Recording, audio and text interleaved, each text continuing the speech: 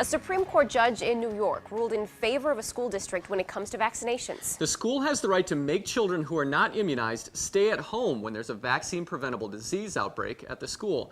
That includes chickenpox, measles, and pertussis. News 8's Brittany Schmidt joins us now with a look at school vaccination laws in Wisconsin.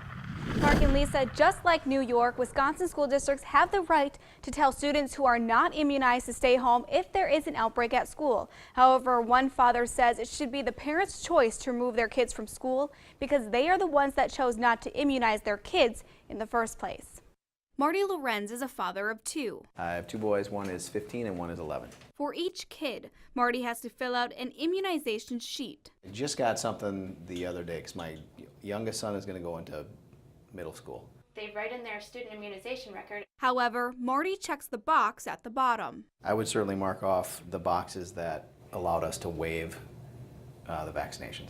In Wisconsin, people are allowed to sign a waiver for religious reasons, personal reasons, and health reasons. After careful consideration, Marty and his wife decided not to immunize their children. My wife and I did a lot of research. Obviously, it was ongoing.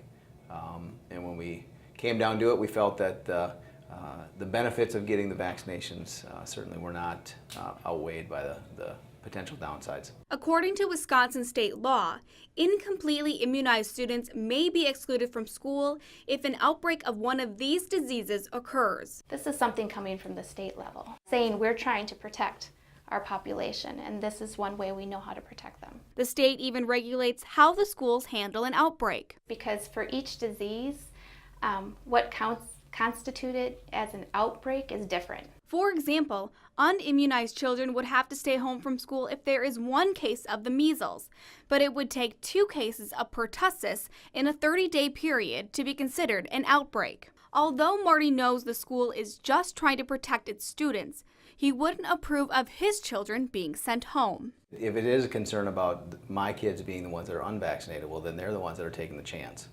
And if we feel that it's a reasonable chance, then I certainly think that that's our decision to make. Sometimes parents choose to immunize their children for some diseases, but not others. So in that case, their children could still be subject to being sent home if there is any type of outbreak. All right, thank you, Brittany. For a link to the Wisconsin school immunization requirements, head to our website, news8000.com.